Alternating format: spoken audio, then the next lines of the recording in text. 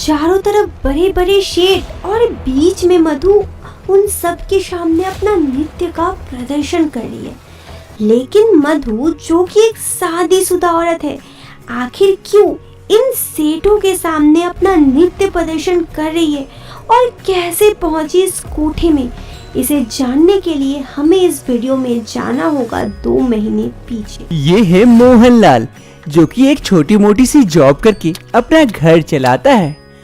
अरे बेटा मोहन, ये ले तेरे लिए चाय लाई। ये है मोहनलाल की माँ शांति देवी। मोहनलाल की अभी तक शादी नहीं हुई थी, कारण उसकी माँ कोई भी लड़की मोहनलाल को पसंद आती, उसकी माँ उससे दहेज इतना मांगती कि वो लड़की मोहनलाल से शादी करने से इनकार कर देती। इसी कारण मोहनलाल अभी तक कुंवारा था। अरे माँ, मुझे कुछ दिनों के लिए बाहर जाना है काम के सिलसिले में। अरे बिटुआ, अभी तेरी शादी हो जाती तो बहू मेरे साथ रहती। अब मैं कब तक अकेली रहूं घर में? ऐसे ही तू बाहर जाते रहता है, एक शादी क्यों नहीं कर लेता? अरे माँ, तुम्हारी लालच कम होगी तब तो मेरी शादी होगी। ये दहेज लेना बंद करो, तभी मेरी शादी हो सकती है, वरना कोई मुझसे शादी नहीं करेगा। ये कहते हुए मोहनलाल वहाँ से चला जाता है। अरे ये मोहन बिटुआ भी सही कह रहा है, मेरे लालच के कारण ही मेरा बेटा कुंवारा है अभी तक। मुझे ये लालच मन से हटानी होगी, कोई अच्छी सी बहू देखना होगा मोहन के लिए। आज ही मैं मंदिर जाकर पंडित जी से बात करती हूँ मोहन के शादी के लिए। मोहनलाल की शादी किशोर जी की बेटी मधु के साथ करवा दी जाती है। किशोर जी एक किसान थे और काफी गरीब थे। मोहनलाल की माँ खुश तो थी कि उसका बेटा मोहन की शादी हो गया है, लेकिन इस बात की दुखी भी थी कि उसे कोई दहेज में कुछ पैसा वैसा कुछ नहीं मिला। शादी के दूसरे दिन मोहनलाल काम के लिए जाने वाला होता है।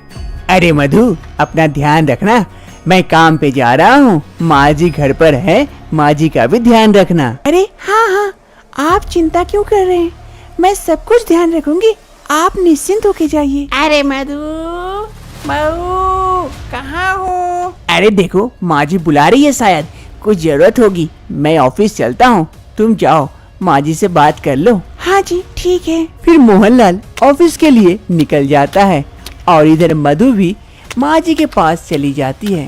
ये लड़की भी ना कब से बुला रही हूँ, आ ही नहीं रही है, नहीं पता क्या कर रही है। नई नई शादी करके आई और अभी से अपना रंग दिखाने लगी। एक तो दहेज में एक फूटी कौड़ी भी नहीं दी, ऊपर से देखो ना। तभी मधु उसकी सास के पास पहुँच जाती है। हाँ माँ जी, आप बुला रहे थे, बोलिए क्या हुआ? इतने देर से क्या कर रही थी? तब से मैं बुला रही थी, जा जल्दी से मेरे लिए एक कप चाय लेके आ। हाँ माँ जी, अभी बना के लाती हूँ। फिर मधु किचन की ओर चली जाती है और कुछ ही समय में चाय बनाकर लेके आती है। ये लीजिए माँ जी, आपका चाय। हाँ, ठीक है, जा अब खाना बना जल्दी से मेरे लिए। ठीक है माँ जी, बना देती हूँ। मधु वहाँ से चली जाती है। उसकी सास मधु को नहीं देख पाती है अच्छे से, क्योंकि ये दहेज में कुछ भी लेके नहीं आई थी। कितना कुछ सोच के रखी थी, ये मिलेगा वो मिलेगा, अब नसीब में फूटी कोड़ी भी नहीं मिली। नसीब ही फूटा है तो क्या करूं। शाम का वक्त हो रहा था। मधु की सास मधु से अपने पांव दबा रही थी। तभी मोहनलाल काफी उदास होकर घर लौटता है। शांति देवी मोहनलाल का उदास चेहरा देखकर तुरंत पूछती है, अरे बेटा क्या हो गया, तेरा चेहरा एकदम उतर गया है, कुछ दिक्कत हुई है क्या? छोड़ो न माँ, और क्या बताऊँ तुम्हें। अरे बताइए ना जी, क्या हो गया? ऑफिस में किसी से झगड़ा वगैरह हुआ क्या? अरे नहीं मधु, झगड़ा नहीं, मुझे तो बॉस ने काम से निकाल दिया। अब मेरा काम नहीं रहा। क्या? ये क्या कर रहा है बेटा, काम से क्यों निकाल दिया तुझे? वही तो माँ, नहीं पता क्या बात हो गई जो मुझे अचानक से काम से निकाल दिए। अरे बेटा, अब तेरे पास काम नहीं रहेगा तो हमारा घर कैसे चलेगा? कुछ तो करना पड़ेगा ना बेटा, चिंता मत कर, तुझे काम मिल जाएगी। हाँ माँ, मैंने अपने दोस्त से पता किया, मेरा दोस्त काम करता है दूर बाहर में, मुझे वहीं निकलना पड़ेगा। कल ही मैं वहाँ निकल जाऊँगा, उसी के पास रहकर कुछ दिनों तक वहाँ काम करूँगा। जब सब कुछ ठीक हो जाएगा तो मैं आप लोगों को वहीं बुला लूँगा। हाँ जी, आप चिंता ना करें, मैं और माँ जी अपना ख्याल रख सकते हैं। आप वहाँ जाके अपना काम वगैरह सब ठीक कर लीजिए, फिर आप हमें लेके जाइएगा। दूसरी सुबह होते ही मोहनलाल मधु से कहता है, अरे मधु, मैं अब निकल रहा हूँ, तुम अपना ध्यान रखना और माँ जी का भी, मैं जल्द ही आ जाऊंगा। ठीक है जी, आप चिंता न करें, मैं सब कुछ ठीक कर दूंगी, आप जाइए। फिर मोहनलाल चला जाता है। बेटे के चले जाने के बाद शांति देवी का बर्ताव मधु के प्रति बदल जाता है। अब घर में हर काम मधु से करवाती है शांति देवी। अरे बहू, क्या बना रही हो? वो माँ जी सब्जी बना रही थी।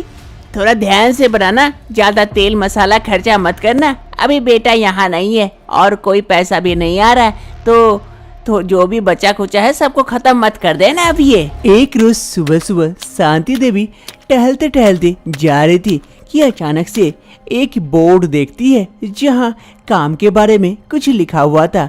वो बोर्ड देखकर घर के अंदर चली जाती है। ये है लीला और ये है लीलाबाई का कोठा, जहाँ पर शांति देवी पहुँच जाती है।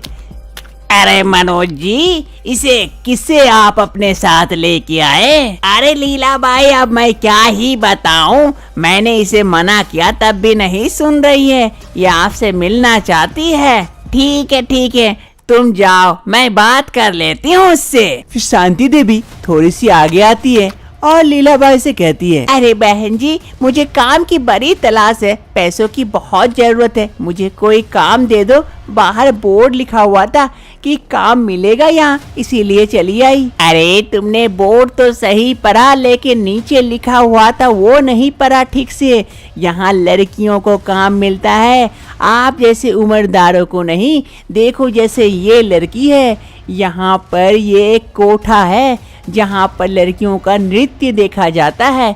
अगर आपके अगल बगल और आपके पास अगर कोई लड़की हो तो बताना, उसको काम दे सकती हूँ, आपको नहीं। और अगर आप कोई लड़की को ला सकते हो, उसके मैं बहुत पैसे दे सकती हूँ। ये बात सुनकर शांति देवी के मन में लालच आ जाती है। अरे अगर मैं अपनी बहू को लेके आ गई तो मुझे बहुत सारे पैसे मिलेंगे और उससे मैं अपना सारा कुछ कर सकती हूँ। अरे अपने आप में क्या बड़बड़ा रही हो? जाओ, यहाँ से चली जाओ, काम खोटा ना करो। अरे नहीं, मेरे पास एक लड़की है सुंदर सी, अगर मैं उसे लेके आई तो क्या मुझे पैसे मिलेंगे? अरे हाँ, बहुत सारे पैसे मिलेंगे, पहले लेके तो आओ। ठीक है, मैं कल ही लेके आती हूँ। शांति देवी अपनी बहू का सौदा कर वहाँ से चली जाती है। दूसरी रोज शांति देवी अपनी बहू को वहाँ लेके आती है। अरे लीलाबाई, ये लो, ये है मेरी बहू, देखो कैसी है, सुंदर है ना? अरे हाँ, बहुत सुंदर है। ये तो मेरे कोठे में आ गई तो मेरा तो कोठा चल पड़ेगा। अरे माँ जी, ये कहाँ लेके आ गए आप? ये तो कोठा है, चलिए यहाँ से चलते हैं, ये गंदी जगह है। अरे लीलाबाई, जाओ, इसे लेके जाओ और मेरे पैसे दे दो। अरे माँ जी, ये क्या कर रहे हैं आप? मेरे सौदा कर रहे हैं आप, ये गलत कर रहे हैं माँ जी, मुझे जाने दीजिए। अरे पकड़ो उसे, पकड़ो, भाग जाएगी नहीं तो। मनोज जाकर जल्दी से मधु को पकड़ लेता है और अंदर ले जाने लगता है। अरे छोड़ो मुझे, क्या कर रहे हो ये? माँ जी, ये क्या किया आपने बहुत गलत किया माँ जी, मैं आपकी बहू हूँ, ऐसा कैसे कर सकते हैं माँ जी, ये क्या किया आपने माँ जी, मुझे बचाइए माँ जी। मनोज किसी की बात नहीं सुनता है और उसे घसीटते हुए कमरे के अंदर लेकर चला जाता है। अरे लीलाबाई, मेरे पैसे तो दे दो, इतनी सुंदर लड़की लेके आई हूँ। अरे हाँ, क्यों नहीं, अभी देती हूँ। लीलाबाई शांति देवी को एक थैले में भरा हुआ पैसा दे देती है। शांति देवी काफी खुश हो जाती है अपनी बहू का सौदा करके इतने पैसे पाकर, और वहाँ से पैसों का बैग लिए चली जाती है। अरे आप लोगों के लिए खास मैं लेके आया हूँ इस लड़की को, देखिए कितनी खूबसूरत और सुंदर है, और इसका नृत्य तो और भी ज्यादा सुंदर है, आप सबको मुग्ध कर देगी। अरे सिर्फ बात ही करोगी क्या, या नृत्य भी दिखाओगी? चलो लड़की, जरा नृत्य करके दिखाओ और हम सबको खुश कर दो। चल शुरू कर। चारों तरफ बड़े बड़े सेठ आए हुए थे मधु का नृत्य प्रदर्शन देखने के लिए। फिर मधु अपना नाच शुरू करती है। वाह वाह वाह, अच्छी है, चलो चलो शुरू करो। और अरे वाह वाह वाह वाह, बड़ी अच्छी है, और दिखाओ, वाह मजा आ गया। ऐसे ही मधु सबके सामने नाच नाच कर सबको खुश कर रही थी। सेठ धनराज को मधु का नृत्य काफी पसंद आता है, इसीलिए सेठ धनराज हर रोज कोठे पे पहुंच जाता है मधु का नाच देखने के लिए अकेले ही। और मधु भी खुश होकर सेठ धनराज के लिए नाचती है। अरे वाह मधु वाह, बहुत सुंदर बहुत सुंदर। एक रोज मधु बैठकर रो रही होती है, तभी वहाँ पर सेठ धनराज पहुँचते हैं।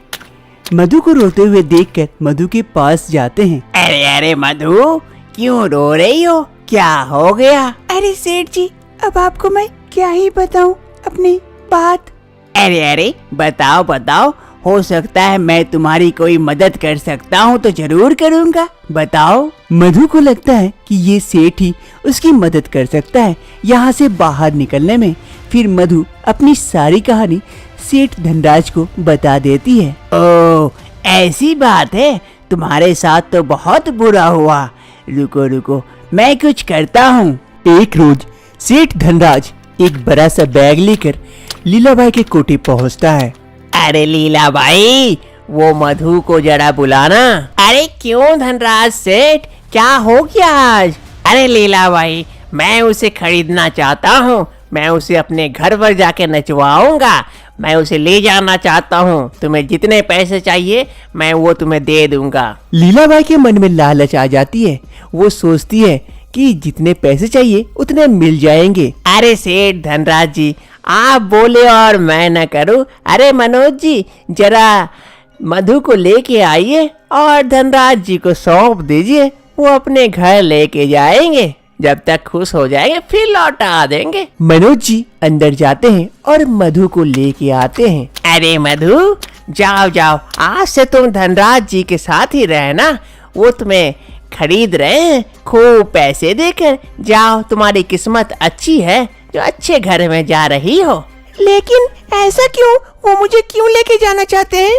अरे मधु, तू चिंता क्यों करती है, चल मेरे साथ। ये लो लीलाबाई पैसे, और चल मधु मेरे साथ चल। सेठ धनराज पैसों का बैग लीलाबाई को दे देते हैं और मधु को साथ लेकर वहाँ से चल देते हैं। सेठ धनराज मधु को लेकर वहाँ से आ जाते हैं। अरे मधु, अब से तुम आजाद हो, जहाँ जाना चाहती हो वहाँ जाओ, अपने हिसाब से जिंदगी जियो, मैंने तुम्हें आजाद कर दिया। लेकिन सेठ जी, आपने ऐसा क्यों किया मेरे लिए? मैं कौन लगती हूँ आपकी? अरे मधु, मेरी भी एक बेटी थी, बड़ी मुश्किल में थी, मैं उसे बचा नहीं पाया पैसों की खातिर, और आज तुझे देखा, तेरी कहानी सुनी तो मुझे अपनी बेटी की याद आ गई। मैंने सोचा तब पैसे नहीं थे इसलिए बचा नहीं पाया, आज पैसे हैं तो क्यों न इसकी जिंदगी बचा के मैं अपनी बेटी की जिंदगी बचा लूं, इसीलिए मैंने तुम्हें बचा लिया। आज से तुम आजाद हो, जहाँ जाना चाहती हो वहाँ जाओ, खुश रहो। लेकिन सेठ जी, अब मैं कहाँ जाऊंगी, कहाँ रहूंगी?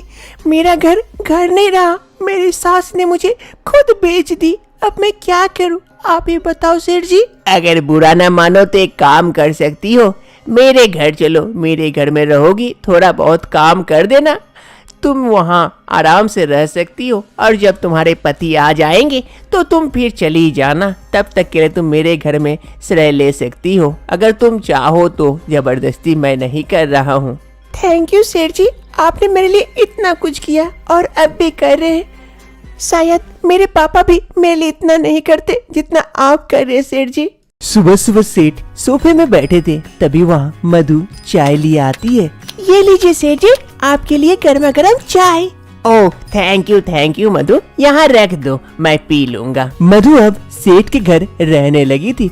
सेठ के घर में थोड़ा बहुत काम कर देती, जिस कारण सेठ को भी कोई दिक्कत नहीं होती थी, और अपने पति का इंतजार करती थी कि कब वो आएंगे। सेठ भी अब मधु को अपनी बेटी की तरह प्यार करने लगे थे। एक रोज मधु कुछ सामान खरीद कर घर जा रही होती है, तभी उधर सामने से मोहनलाल आ रहा था। मोहनलाल की नजर मधु पर पड़ती है, वो वहीं रुक जाता है। अरे मधु, तुम यहाँ और इस हालत में? और ये सामान लेके कहाँ जा रही हो, किसके घर? मधु अपने पति मोहनलाल को देखकर काफी खुश हो जाती है। वो इसी पल का तो इंतजार कर रही थी। अरे मोहन जी, आप आ गए। मैं कब से आपका इंतजार कर रही थी कि कब आप आएंगे। अरे जब इंतजार कर रही थी तो घर छोड़ के क्यों आई? माँ को छोड़ के उस हालत में थोड़ी सी भी शर्म नहीं है? मैंने तुझे कहा था ना मेरी माँ का ध्यान रखना, और मेरी माँ को ही छोड़ के आ गई अपने शौक पूरी करने के लिए। अरे मोहन जी, जो सासू माँ ने आपको बताया वो सब सच नहीं है। मैं आपको सच बताती हूँ, चलिए मेरे साथ चलिए। अरे अब कहाँ लेके जा रही है? अरे चलिए तो आपको सब सच पता चल जाएगा। मधु मोहनलाल को अपने साथ लेके जाती है। मधु मोहनलाल को सेठ के घर लेके आती है और उसे बैठाकर सारी कहानी बताती है कि उसके साथ क्या क्या हुआ और सेठ ने उसे किस प्रकार से बचाया था। अरे मधु, मुझे तो विश्वास ही नहीं हो रहा है कि माँ ने तुम्हारे साथ ऐसा कुछ किया। पहले से तो माँ को पैसों की लालच थी, लेकिन पैसों की खातिर इतनी गिर जाएगी मैंने ऐसा कभी नहीं सोचा था। मधु और मोहनलाल बात कर रहे थे, तभी वहाँ सेठ पहुँचते हैं। अरे मधु, मधु, अरे मधु, ये कौन है? अरे सेठ जी, ये मेरे पति हैं, ये आ गए हैं। अरे चलो अच्छा हुआ भाइयों तुम आ गए। मधु बहुत परेशान थी, वो इंतजार कर रही थी कि कब आओगे और उसे तुम अपने साथ लेके जाओगे। बड़ी ही मुश्किल में थी बच्ची, अब वो खुश हुई है तुम्हें देखकर। उसे खुश रखना, दुख मत देना बेटा। बहुत बुरा हुआ है उसके साथ, ऐसा किसी के साथ ना हो। अब मोहनलाल को भी लगने लगा था कि मधु ने जो भी बात कही वो सच कही थी। मोहनलाल कहता है मधु से, अरे मधु चलो अब चलते हैं हम अपने घर। और सेठ जी आपका बहुत बहुत धन्यवाद, आपने इसे बहुत ही अच्छे से रखा और आपने इसे बचा लिया। मैं आपका एहसान कभी नहीं चुका पाऊंगा। अरे बेटा ऐसी कोई बात नहीं है, तुम बस इसे अच्छे से रखना, मेरा एहसान तो ऐसे ही चुक जाएगा। आज तुम लोग दोनों खुश रहना। फिर मधु और मोहनलाल वहाँ सेठ के घर से चले आते हैं। शांति देवी घर में थी, तभी मधु और मोहनलाल घर आते हैं। ये देख के शांति देवी को काफी शॉक्ड हो जाता है कि मधु कहाँ से आ गई। अरे बेटा, इसे कहाँ से लेके आ गया तू? ये करमजली मुँह काली करके आई है और तू फिर इसे घर लेके आ गया। अरे माँ, और तुम कुछ मत कहो, मुझे सारी सच्चाई पता है कि तुम किस तरह से गिर सकती हो इस पैसों की खातिर। मैं कभी सोच भी नहीं सकता था। शांति देवी को अब डर लगने लगा था कि उसके बेटे को सारी सच्चाई पता हो गई है। शांति देवी अब कुछ नहीं कहती है, चुप हो जाती है। माँ जी, मैंने कितना बार कही थी कि मत कीजिए माँ जी, मत कीजिए ऐसा, लेकिन आपने मेरी एक बात नहीं सुनी, मुझे उस अंधेरे में धकेल कर आ गई। अरे बेटा मधु, माफ कर दे मुझे, मेरी मति मारी गई थी पैसों के आगे और मैं कुछ नहीं देख पाई, माफ कर दे मुझे। नहीं माँ, तुम माफी के लायक नहीं हो, तुम रहो अपने पैसों के साथ। मैं जा रहा हूँ मधु को लेकर अपने साथ। तुम उन पैसों से खूब ऐश करना और जितने शौक चाहे पूरे कर लेना। अरे बेटा ऐसा ना करो, मुझे छोड़कर मत जाओ बेटा, मुझे और कुछ नहीं चाहिए, कोई पैसा नहीं चाहिए बेटा, मुझे माफ कर दे। मोहनलाल अपनी माँ की और कोई बात नहीं सुनता है, अपनी बीबी मधु को लेकर वहाँ से चला जाता है। इधर शांति देवी को अब रियलाइज होता है कि पैसा ही दुनिया में सब कुछ नहीं होता है, कुछ रिश्ते भी काफी अहमियत रखते हैं।